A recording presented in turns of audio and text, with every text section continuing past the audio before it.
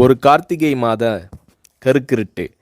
செங்கல்பட்டிலிருந்து படப்பிடிப்பை முடித்துக்கொண்டு எம்ஜிஆர் அவர்கள் நடுநிசி 12 மணி வாக்கில் காரில் வந்து கொண்டிருக்கிறார்.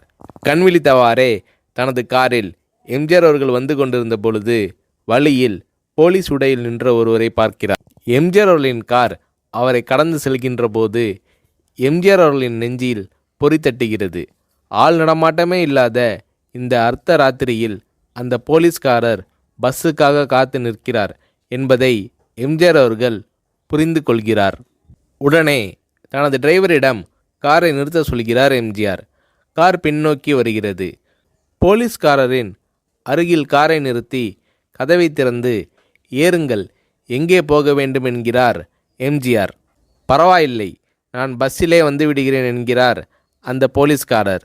நேரமாகிவிட்டது, இனி இந்த ரூட்டில் பஸ் கிடையாது, ஏறிக்கொள்ளுங்கள் என்று எம்ஜிஆர் அவர்கள் வலுக்கட்டாயம் செய்ய போலீஸ்காரர் வேண்டா வெறுப்பாக ஏறுகிறார். காரின் உள்ளே லைட் போட்டு சாப்பிட்டீங்களா என்று கேட்டுக்கொண்டே தனது சீட்டுக்கு பின்னால் இருந்த பிஸ்கெட் பழங்களை எடுத்து கொடுக்கிறார் எம்ஜிஆர். இப்படி ஓசியில் பயணம் செய்வதே எனக்கு உடன்பாடில்லை. இன்னும் நீங்கள் உண்ண சொல்லி வேறு என்னை இழிவுபடுத்தாதீர்கள் என்று போலீஸ்காரர் மறுக்கிறார். எம்ஜிஆர் அவர்கள் பூரிக்கிறார். இருப்பவனிலிருந்து இல்லாதவன் வரை படித்து பதவியில் இருக்கும் எத்தனையோ பேர் எனக்கு அது வேண்டும் இது வேண்டும் என்று எம்ஜிஆர் அவர்களிடம் வேண்டியதை பெற்று செல்கிறார்கள். ஆனால் சாதாரண பொறுப்பில் இருக்கும் இந்த போலீஸ்காரரின் நேர்மை எம்ஜிஆர் அவர்களை மெய்சிலிர்க்க வைத்துவிட்டது. எம்ஜிஆர் அவர்களின் கார் கத தூரத்தில் வந்து கொண்டிருந்தாலும் காரின் நிறத்தையும் ஒளியையும் மனம் கமலும் ஓடிக்கான் வாசனையையும் வைத்து இது எம்ஜிஆர் அவர்களின் கார் என்றும் கார் சென்ற தடத்தை தொட்டு வணங்குகின்ற அளவுக்கு புகழுடன் திகழ்ந்த நேரம் அது. அரை மணி நேரம் கார் சென்று கொண்டிருக்கிறது. ஆனால் அதுவரை எம்ஜிஆர் அவர்களை பற்றி பெரிதாக போற்றி புகழ்ந்து பேசாமல் அந்த போலீஸ்காரர் வந்ததே புரட்சித் தலைவர் எம்ஜிஆர் அவர்களுக்கு அந்த போலீஸ்காரர் மீது மரியாதையை கூடுதலாக்கியது. நான் தான் எம்ஜிஆர் என்கிறார் எம்ஜிஆர். கேள்விப்பட்டிருக்கிறேன் என்கிறார் அந்த போலீஸ்காரர். பொன்மனச்செம்மல் எம்ஜிஆர் அவர்களின் முகத்தில் கோபம் இல்லை, பதிலுக்கு பொன்முறுவல் மலர்கிறது. என் படங்களை பார்த்து இருக்கிறீர்களா என்று கேட்கிறார் எம்ஜிஆர். நான் சினிமாவே பார்ப்பதில்லை என்கிறார் அந்த போலீஸ்காரர். புரட்சித் தலைவர் எம்ஜிஆர் அவர்கள் இன்னும் பிரமிக்கிறார். இப்போது கார் சத்தத்தை தவிர ஒரே நிசப்தம். போலீஸ்காரர் தனது வீட்டிற்கு 1/2 கிலோமீட்டர் தூரத்திற்கு முன்பே காரை நிறுத்த சொல்லி இங்கேயே இறங்கிக் கொள்கிறேன் என்கிறார். ஏன், நீங்கள் குறிப்பிட்ட அந்த விலாசம் இன்னும் 1/2 கிலோமீட்டர் தூரம் இருக்கிறதே என்கிறார் எம்ஜிஆர்.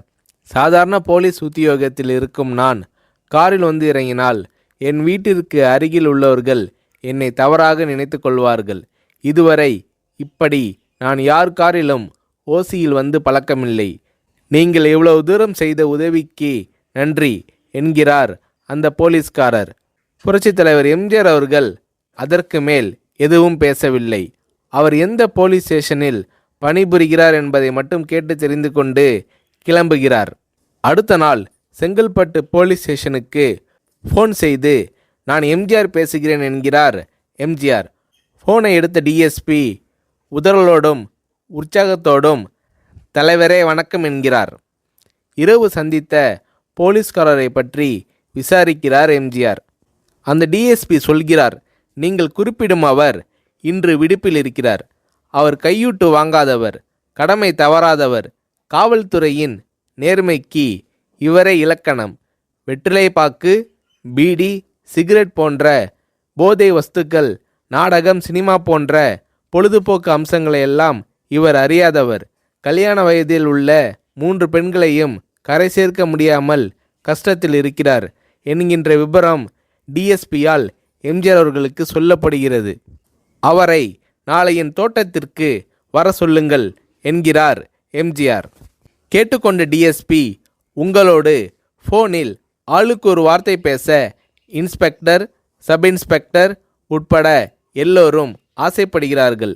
ஃபோனை அவர்களிடம் கொடுக்கலாமா என்கிறார். எம்ஜிஆர் அவர்கள் கொடுங்கள் என்கிறார். பேசுகிறார். அந்த போலீஸ் ஸ்டேஷனே புண்ணியம் பெற்றதாக மகிழ்ச்சி அடைகிறார்கள் அந்த போலீஸ்காரர்கள். மறுநாள் அந்த போலீஸ்காரர் ராமவரம் தோட்டத்திற்கு அழைத்து வரப்படுகிறார். அவரிடம் பேப்பரில் மடித்த பெரிய பணக்கட்டை கொடுத்து, இதை வைத்து உங்கள் பெண்களின் கல்யாணத்தை நடத்துங்கள் என்கிறார் எம்ஜிஆர். போலீஸ்காரர் மறுக்கிறார். நான் ஏதாவது உங்களிடம் காரியமாற்ற சொல்லி அதற்காக கொடுத்தால் அது தவறு. என்னால் ஆக வேண்டியது உங்களுக்கும், உங்களால் ஆக வேண்டியது எனக்கும் எதுவும் இல்லை. நான் உங்கள் கூட பிறந்த ஒரு சகோதரனாக நினைத்து கொடுக்கிறேன், பெற்றுக்கொள்ளுங்கள் என்று சொன்ன பிறகு கேட்டும் கூட கிள்ளி கொடுக்காத கனவான்கள் வாழும் இந்த உலகில் ரோட்டில் நின்றவனை அழைத்து சென்று அள்ளி கொடுத்த எம்ஜிஆர் அவர்களின் கருணையில் நெகிழ்ந்து போய் பெற்றுக்கொள்கிறார் அந்த போலீஸ்காரர். பிறகு ஒரு தேதியில் புரட்சித் தலைவர் எம்ஜிஆர் அவர்களே சென்று அந்த போலீஸ்காரரின் 3 பெண்களின் திருமணத்தையும் நடத்தி வைத்து வாழ்த்தி இருக்கிறார்.